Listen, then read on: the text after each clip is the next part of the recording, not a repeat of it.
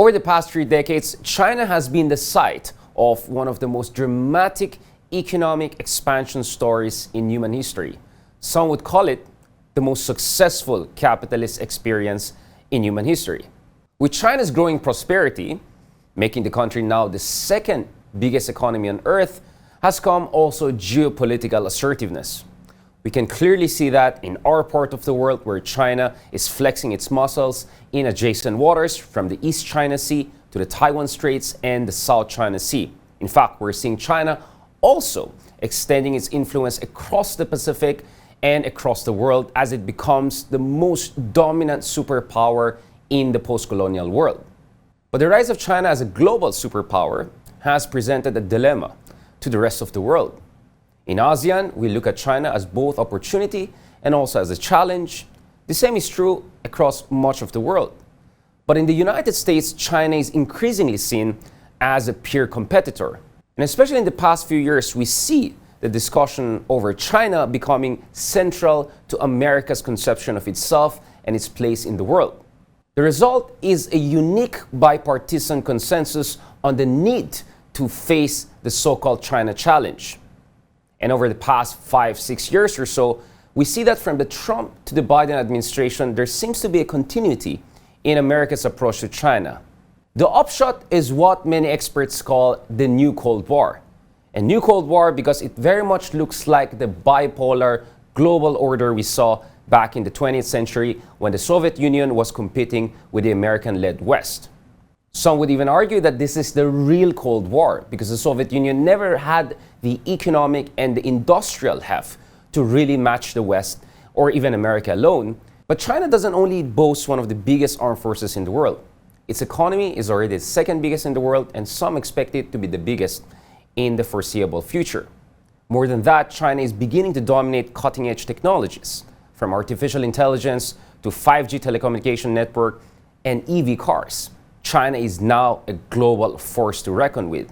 And that's why many fear that if there's one power that's going to displace America as a global hegemon or end Western dominance over the past half a millennia, that's going to be China. And today we have a very special guest. This is someone who has been at the center of America's China strategy over the past few years.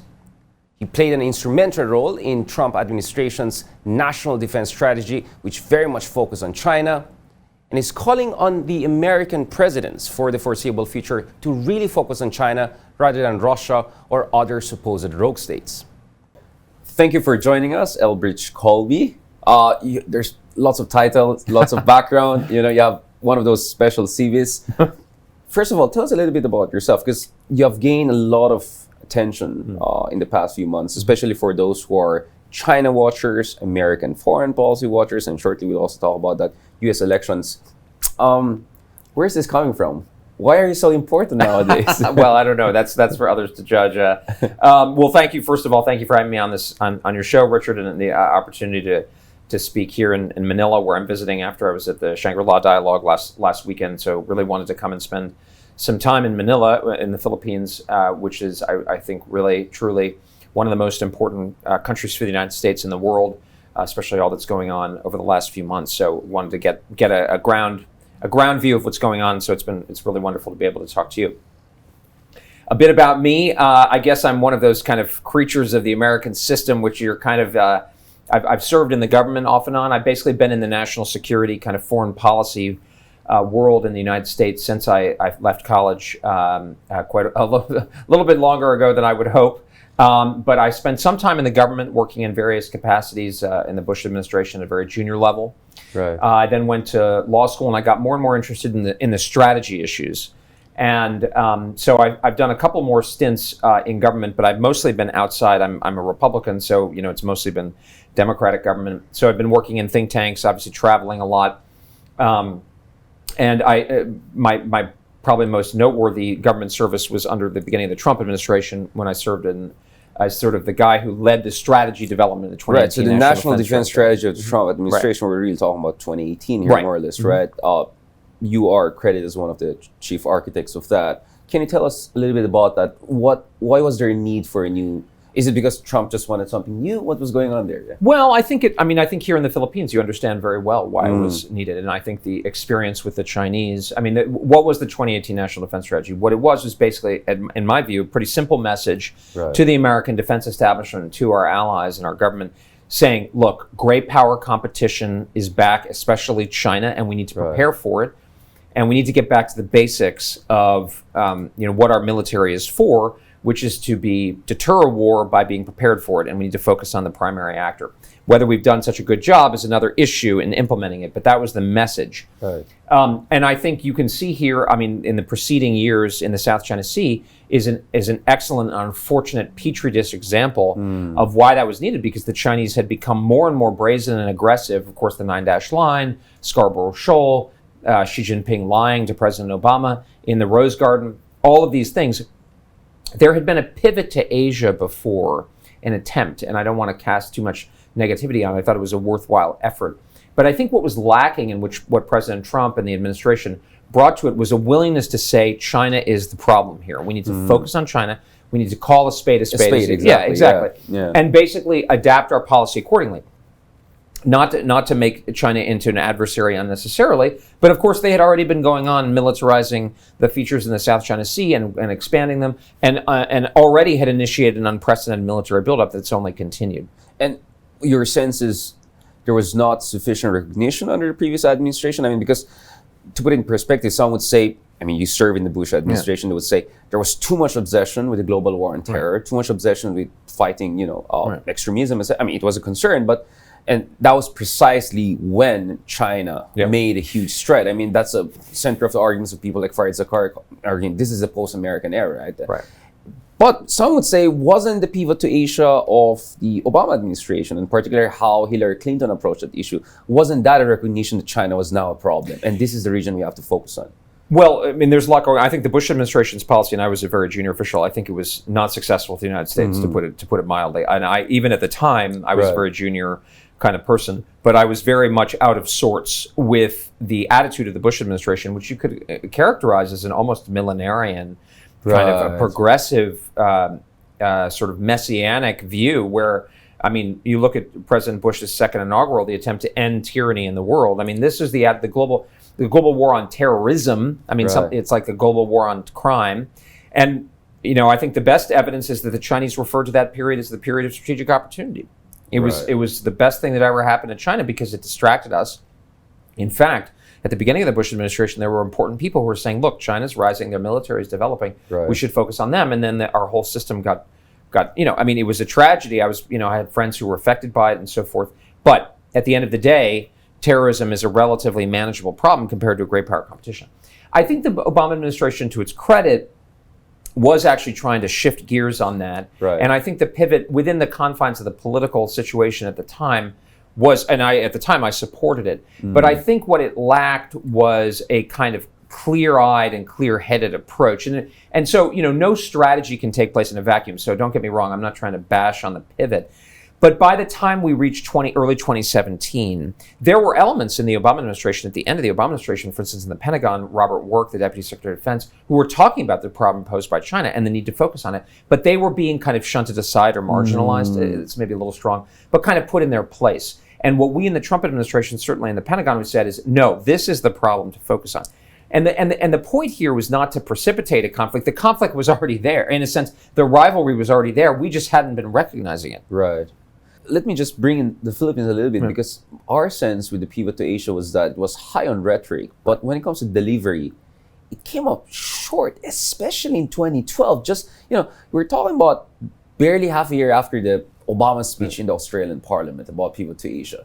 There comes the biggest test, which is Scarborough Shoal, several months of naval standoff between Philippines and China, and the Philippines was essentially begging for American assistance in whatever way, and for some reason it was not there. And to make things more complicated, 2 years later, after we even negotiated the Enhanced Defense Cooperation Agreement, which we can discuss more later on, President Obama was really wishy-washy. I know you're a lawyer yourself, but Yale Law School, but maybe it's a Harvard law school. But you get what I'm saying? Like the idea of he tried to compare the situation in South China Sea to Canada, America, and he said bunch of rocks, which we found very offensive. So we had a sense that we were not being taken seriously enough, if not completely taken for granted by the Obama administration. That's why, interestingly, a lot of Filipinos were very supportive of the Trump administration, and they felt he's the tough guy. And I remember very well, we'll discuss it later on. I mean, when the Democrats were coming back under Biden, there was a panic. And I said, no. I think by now there's a bipartisan consensus, which we're going to discuss now. But what is your read of that? Do you think that the pivot to Asia was kind of like overlooking countries like the Philippines, which are already at the front line of China's assertiveness? Well, I think your analysis, I mean, I agree with the Philippine assessment of the situation. It was a historic mistake to handle the Scarborough Shoal situation in that way. And I think, the pivot to Asia probably reflected certain elements within the administration that were willing to push it, but when push came to shove, the president and his key advisors were not, and people like Susan Rice, and you saw that in behavior over the ensuing 5 years. And I think those of us in the Trump administration who were working on this essentially agreed with the Philippine situation. Why were we allowing ourselves to be intimidated from helping the Philippines on a claim that we already supported? So this is the kind of ambiguity that, of course, by now I think has been largely, hopefully, I mean, not entirely, but, the announcement by Secretary Pompeo that we were going to recognize that attacks on Philippine armed forces. The March 2019. And then has been extended under this administration, to your point. Now, what I would say is that, I mean, there's a lot of water under the bridge. Sure. Where we are now is there is a fair amount of consensus, but I still think we face the problem between rhetoric and reality, especially in Asia. This has been the problem for our country. And so I think there has been a degree of taking the Philippines for granted, but in a sense, there's probably been an element of taking the whole region for granted or underestimating it. I mean, I think if we look right now at the Ukraine situation, our government says that China's the priority. It says that Asia's the center. That's what the President Obama said 12 years ago in the pivot speech. And yet, or 11 years, it's still, Europe has this captivating hold, and of course the Middle East is still there. And this is the fundamental thing that I'm trying to break off, that I'm trying to say, look, Asia's 50% or more of global GDP. You come to a country like the Philippines, and you cannot be but impressed by the scale and rapidity of development and energy that you see throughout ASEAN. And yet, we're spending all this attention on Europe and the Middle East, and that's the problem. I mean, this is what's fascinating for a lot of us outsiders when we're in America. I mean, of course, as Filipinos, America feels eerily familiar, but generally we see this hopefully not eerie, big gap, or right now, some would say pleasantly familiar. I don't want to get in trouble. Like you go to California, you go to the West Coast. Views on China tend to be, let's say, quote unquote, nuanced because of course the economic interest and proximity. And then you go to the East Coast. It's much more hawkish, if I can put it that way. I mean, I know many people will call you hawk, will call me hawk, and it's but at the same time, if you look at the culture in DC, our sense is it's very transatlantic. We even call DC a kind of a European city, right? It's so easy to get attention of people in DC when you have a talk on Middle East even, than ASEAN. I mean, which is what, I mean, in Stanford, you wouldn't have much problem getting a lot of interest in ASEAN, but it's very hard to get that in DC. I mean, I've given a lot of talks there throughout the years. And so we see this weird disconnect or kind of a split screen situation. Like, and now with the conflict in Ukraine, it looks like, again, the rhetoric versus reality kind of divide is brought into fore because Ukraine is really I mean, Ukraine got like $42 billion of assistance. Philippines got like $100 million of foreign. I mean, that's crazy. I mean, of course, we're not being invaded yet. But it could happen. Right. I mean, and my point is like, this is where people like Duterte were coming from. And sometimes it was weird because it's like you feel like the Dutertes of this world are quoting people like me who are like saying the alliance can do much better. And because like Pakistan gets a few $1 billion, Egypt gets $1 billion, of course, Israel is a special case for the US. And then Philippines gets $100 million foreign military financing. It just doesn't match the gravity of the challenge we're facing. Match. And the problem is, so you're exactly right. That is an accurate assessment. And Washington is where American policy is ultimately made.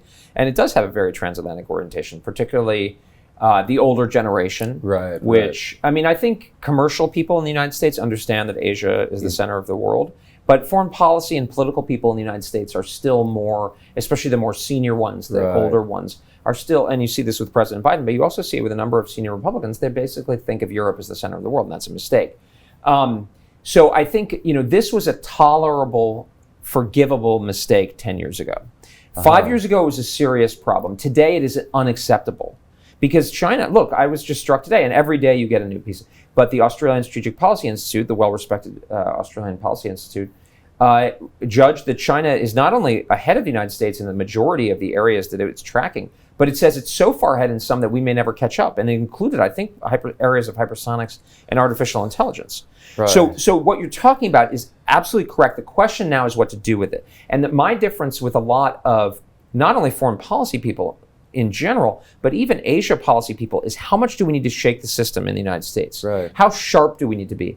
And I look at what China's saying, and I was when I was at Shangri-La, I mean, they appear to me to mean serious business, and they are not going to be deflected. Of course, look at their reaction to the arbitral ruling. Look, I mean, not only did they cut off a ship in the Taiwan Strait, they cut off the American ship, not the Canadian ship, which shows they're not intimidated by anybody, because obviously Xi Jinping does not have a lot of respect for Prime Minister And just Trudeau. after the aerial situation. And just after the RC-135 thing as well. That is showing that they are unafraid. And the body language of Li Shangfu, the defense minister in Beijing, was one of confidence, almost cocky, right? And so my view is we absolutely must shift, and we cannot allow these things, these processes, these attitudes that were understandable 10 years ago to perpetuate, because Lloyd Austin himself, the Secretary of Defense, said at Shangri-La that Xi Jinping has given the PLA the orders to be ready by 2027 to attack Taiwan. Now, if that's, we don't know, that's not a prediction, but in the standards of history, that's actually a pretty strong warning. Can you enlighten our audience a little bit about the state of affairs in terms of the internal debates in America? Because on one hand, some would say there's already a bipartisan consensus at least on one thing, which is China could be the real peer competition that the Soviet Union never was. And so some would call this the real Cold War, not only the new Cold War, the real one, because Soviet Union never had the kind of manufacturing. I mean, fine, there's the Sputnik moment here and there, but that's it. Essentially giant North Korea probably. That was the situation in there. But that's where you come in, right? Because the impression on a shallow level is like, it's a question of who just wants to be more hawk, out-hawking each other. Right. And then the other issue here is, should we be more values-driven or more like just focus on American interests or America first? But you're kind of like something different, right? Like you're coming in because on one hand, there's a Nixonian sense, Kissingerian, in fact, sense to what you're saying, which is, let's accept we cannot control the world. We cannot be millenarian about this. Let's just focus on what we can do. And, I think John Mearsheimer gets a lot of flack for his stance on Ukraine, but I think on China, many people are very appreciative. At the same time, you're also not some would say, for lack of a better term, the Trumpian America first or America alone, some would say, because you're saying we should still work with our allies and the international order works. Can you say, can you tell us where you come in? I mean, what is your difference? Well, thanks. No, I think that's very astute. I mean, I think too much of the old debate is essentially assumes that the United States is so much more powerful than anybody else that it's a matter of what the tools are that we're going to use to pursue. So the difference 10 years ago, 15 years ago, was between the Hawks and the Doves, which was essentially, the goals were basically the same. And the read of the international situation was the same. It was John Bolton on one side saying we should bash everybody to get what we do, and Tony Blinken or somebody on the other saying, no, we should work through the UN or whatever. But they didn't really disagree about the fundamentals. But the real axis that's orthogonal, that's a new axis, is what's the power situation? That's what we need. And Nixon and Kissinger is exactly Eisenhower, this tradition, Teddy Roosevelt.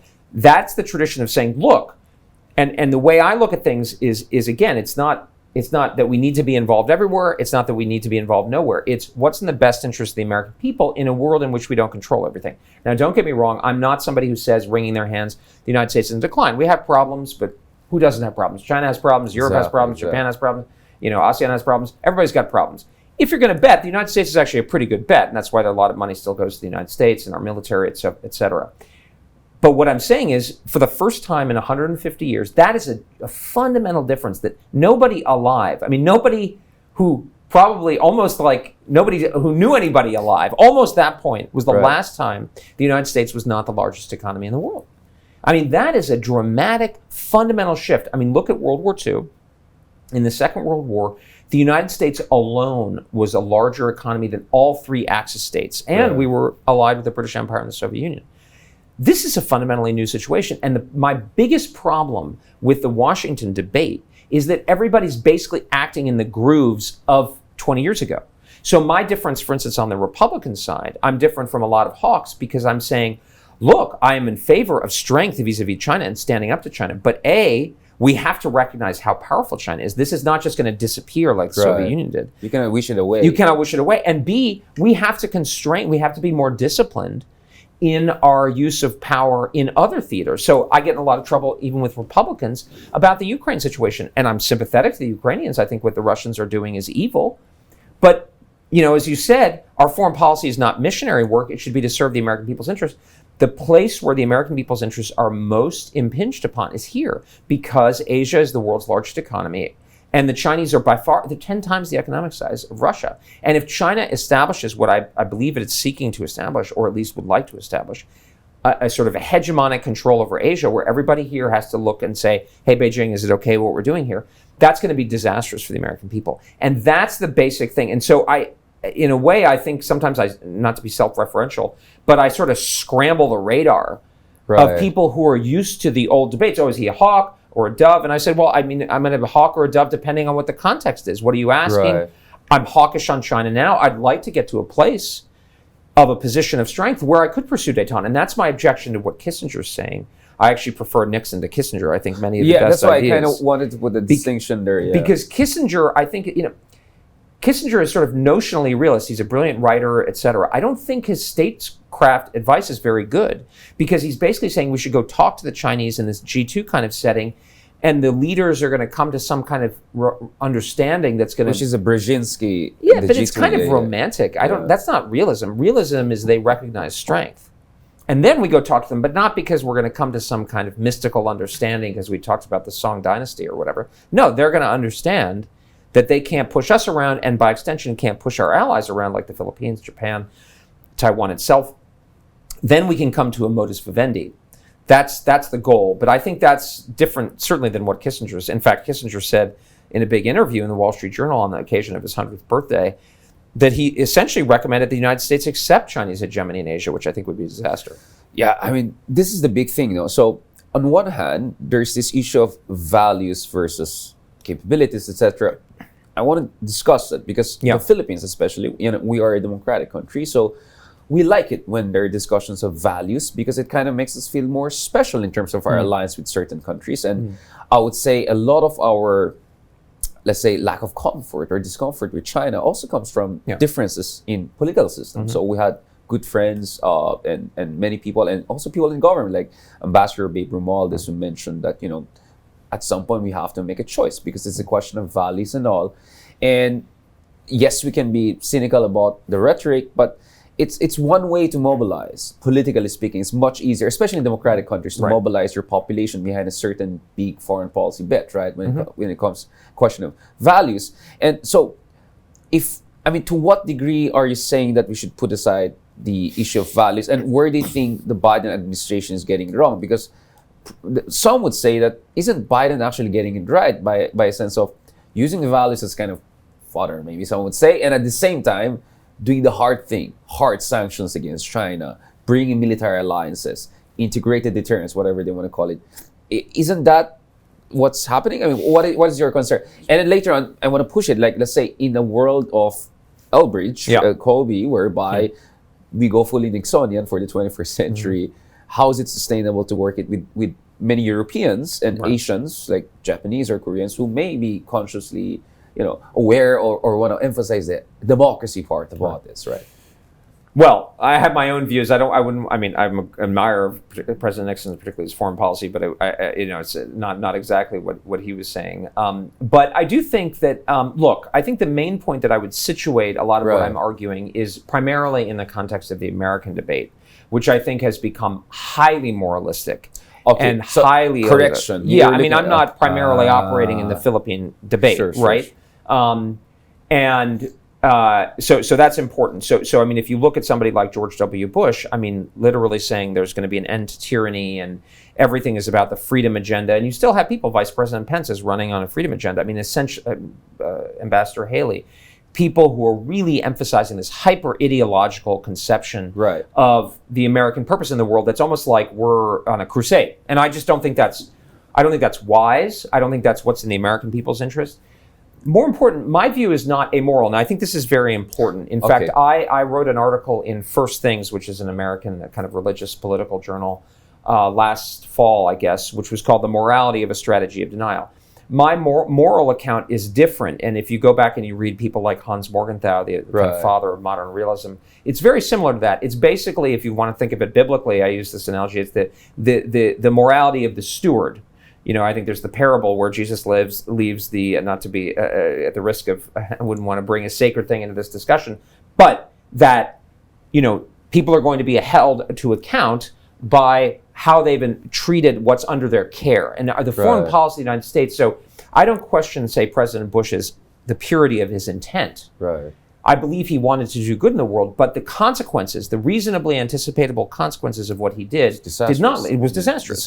And that's and a statesman or statesperson should be held to that account. And the primary duty of the steward, if let's say you're a trustee or something, of your charge is the well-being. And so that's the citizenry that's the way I would look at the foreign. And I think that if you look at the history of the United States and our position in the world over the last 30 years, you have to conclude that it's not been successful. I mean, I'm not a big fan of President Bill Clinton, but when he left office in 2001, the United States was an unchallenged military power. Our economy was at the top. We had a balanced budget.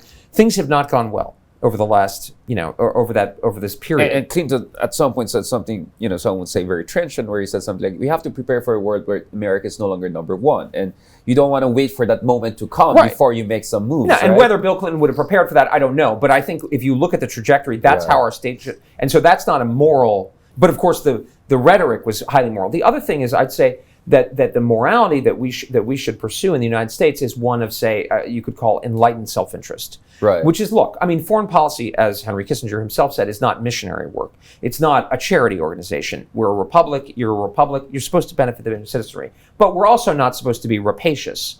Right? And so we're going to look for opportunities, and this is the way I look at our alliances. Let's look at things that are in our interest, but in a broad-minded way. And I think that's the best spirit. If you go back to the spirit of the Americans during the Cold War, often the rhetoric was very high, but we were quite practical in how we pursued our interests. We made some mistakes like in Vietnam and so forth, but we were looking after what's in our interest. We were ensuring the Europeans paid up their share. We were not getting fleeced. We lost our sense of proportion in the unipolar era, the idea of the end of history and so forth. And I think the last point I'll make, and I think this is very important, is everybody who's concerned about the survival of democracy, and this is, I think, bears on Ambassador Romualdez's point, is you need to make sure that the United States leads in making sure that China does not dominate the world. Because the best thing for democracy, if you look at why democracy was so successful after 1989, well, it wasn't a coincidence because of the collapse of the Soviet Union, right? So we have to, even if you are pursuing democratic goals, we should be ensuring that China cannot dominate. And so values are very important.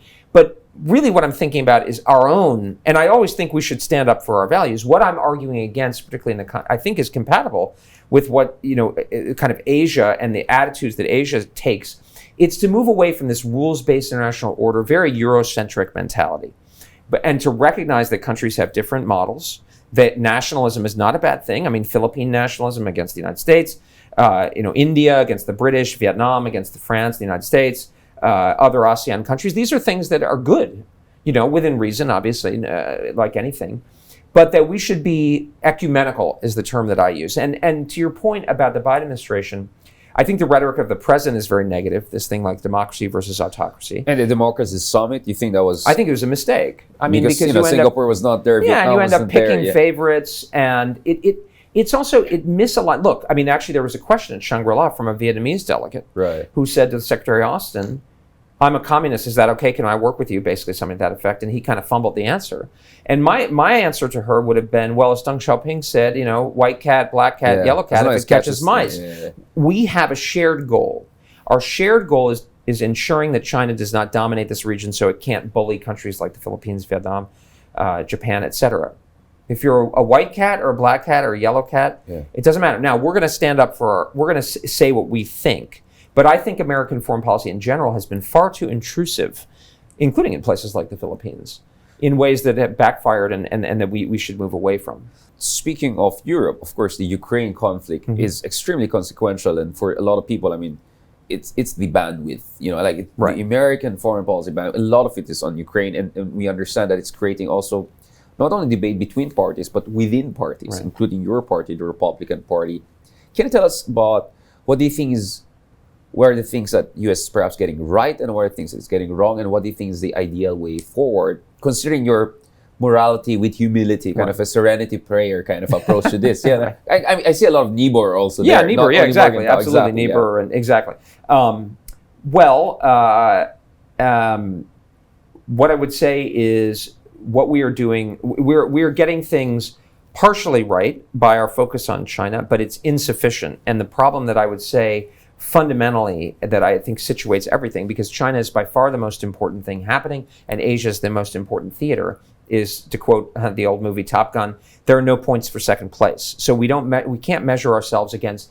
We can't say, oh, we're doing better than we did in the pivot days, or we're doing better than they did under the Trump administration, or we're doing better than we were 2 years ago. That's not the metric. The metric is what's China doing, Right. and what's happening here. And by those standards, I think we're falling behind. And so the problem is, I think this administration and many Republicans want to go along with this, have made Europe the focus, to your point about bandwidth. I mean, political attention, political capital is being vested. The G7 summit that was in Japan, that was Right. supposed to be out of Asia, is mostly about Ukraine. It's a perfect recent example. Now, again, the Russian invasion of Ukraine is an evil act. It's a condemnable act. And I think it's rightful to support the Ukrainians. But the mistake that we are making is we are plugging ourselves in yet again as by far the primary actor. Depending on how you measure it, we're given more than the Europeans entirely combined. And that's crazy, because we've, as I understand it, we've obligated well over $100 billion. That's $100 billion. That's a bit of money that has not gone to the Philippines to increase your military capacity. It's not gone to Taiwan. It's not gone to our own military capability. Yes, we're investing in our own military capability, but too little and too slowly. So what would Bridge Colby advise? Bridge Colby would advise, get the Europeans to do what's well within their capacity. China is half of the GDP of Asia. If the Asian countries are left alone, I think China will dominate Asia because it's too strong. Russia is not even the largest economy in Europe. Germany is large. I think Russia is, depending on how you measure it, 4th or 5th largest economy in Europe. Yeah, it's behind France, UK, and Secretary Germany, Blinken himself said in Finland, I thought this was a little inappropriate, it's kind of a little excessively jocular, but he said Russia is the second best military in Ukraine. So why are we taking the lead? And now all the expectations of the Europeans are, oh yeah, the Americans are back, NATO's back, Look, I'm all in favor of NATO. But we should go actually back to the model during the Cold War, when the spending split was 50-50, and that was a much smaller NATO. And by the way, Eisenhower's plan was for the Europeans to muster the great bulk of the majority of the defense responsibility at the conventional level. So this, to me, this is actually going back to the basics of that kind of mindset. I mean, back then, Western Germany had a significant armed forces, which 12 active divisions. Exactly. West Germany, 2/3 of the current Germany. Just so when the West Germans, Germany, exactly. When the Germans tell you they can't do something, that is false. And I tell them this repeatedly. They can do it if they put their mind. And I think one thing that would change is U.S. policy towards Germany in particular. They cannot be treated positively on these issues, or in general, if they are the ones who are endangering the future of Europe, because they're the ones who can solve it. What I tell the Europeans is we are going to have to focus on Asia sooner or later. Ideally before the Chinese decide to do something, so we can deter them and have a chance, or afterwards if need be. Right. Now, I'm going to bring it back to Asia. You can see what So I'm going to talk about the Russia-China axis very shortly, but I want to also zero in on our European partners, because we're in a lot of conversation with our European partners, because they're also looking at, some of them are looking at this kind of, let's call it, coalition of the unwilling, who we don't want to be defined by the rival between the two big boys, right? But going here, we see also within EU, there's the Scholz approach, there's the Macron approach. What is your understanding of that? Do you think that Germans are stepping up to the plate, or are being forced enough to step up to the plate? And then how does the Macron strategic autonomy? Because if strategic autonomy means Europe is going to step up to the challenge, and it's a good thing, right?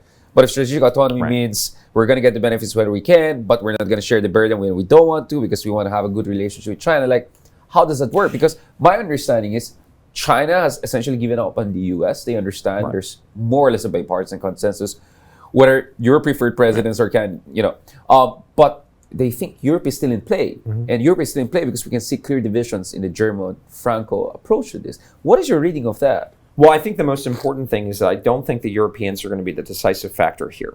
And so I think the administration is spending too much time on the Europeans. And this ultimately comes down to a couple of things. And, I mentioned some of the lens that I look at things through, this kind of realistic lens. The countries that are most going to care and be prepared to step up to China are the ones that are most immediately threatened. Frontline states, of course, the Philippines, Japan, Taiwan, India. Australia is a bit of an exception. Vietnam. Hopefully South Korea, Vietnam. I mean, it makes sense, right? Except for Russia, which feels that it has a more immediate threat from the West, justly or not. That's the first thing. So those are the countries, and the countries that are more distant, including in ASEAN, Malaysia, Indonesia, Singapore, are going to be trying to play both sides because they free ride behind the frontline states. And this is particularly important because what's really going to be decisive here is military power. And that sounds a little bit old-fashioned. Look, the stakes of what's going on here are economic in nature. I believe what the Chinese are pursuing is a secure sphere that they control, more or less, economically, a sphere, and then they want to become the globally dominant economy, supplant the United States. They need a large market area that they're sort of dominant over, that they have the sort of tributaries. I mean, that sounds old-fashioned, but basically countries like the Philippines, ASEAN, would orient their economies towards China. They would basically be, within a Chinese sphere, and then if you don't play ball with the Chinese outside of that sphere, you get excluded. And who can afford to be excluded from this enormous sphere? That's the goal. The Chinese are not going to be able to achieve that peacefully. I think you can see the Australians are standing up to the Indians, Philippines itself, Taiwan even, etc. So if they're going to achieve it, it's going to be through military power. And of course, they're developing the military forces to do just that. Not only to take over Taiwan, but make no mistake, their military, their building is clearly designed to project power well beyond Taiwan. I mean, for sure, the Philippines, they're going to have 6 aircraft carriers by the end of the decade. You don't build aircraft carriers for a Taiwan scenario. They're totally irrelevant. irrelevant. Second island chain we're looking at, really the Western beyond Indian Ocean. Yeah, definitely. I mean, look, they're basing architecture in the Indian Ocean, Eastern Africa, and in fact, even the Biden administration itself sent a delegation to argue with Equatorial Guinea on the Atlantic coast of Africa not to open a Chinese base there. So that tells you about the scope of their ambitions. And the Persian Gulf. And the Persian Gulf, the Emirates, etc. This is happening everywhere. Arctic, Latin America, etc. So that's what we have to expect. Europe is going to be in play. My view is what's going to matter are the military forces here. This is not 1900. The Europeans don't have, it's not the Boxer Rebellion. The Europeans don't have military forces to take care of even their own continent, let alone project military power here. So you think it's just, it's not just very performative? relevant. You think this is performative? Well, the Europeans, of course, like it because for 2 reasons. One, it gives them leverage. It makes them, and they want to have access to the Asian market. And secondly, it allows them to sort of say that, bring people's attention to the Ukrainian issue. But I personally think we're spending way too much attention on Europe. I think the main thing we should ask for the Europeans is to take more care of their own defense, which is within their capacity.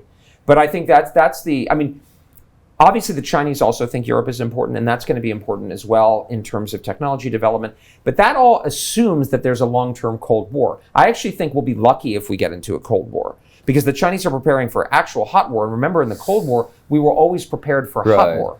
That's why it stayed cold. On that note, we are going to end the first part of our special interview with our guest, Elbridge Colby.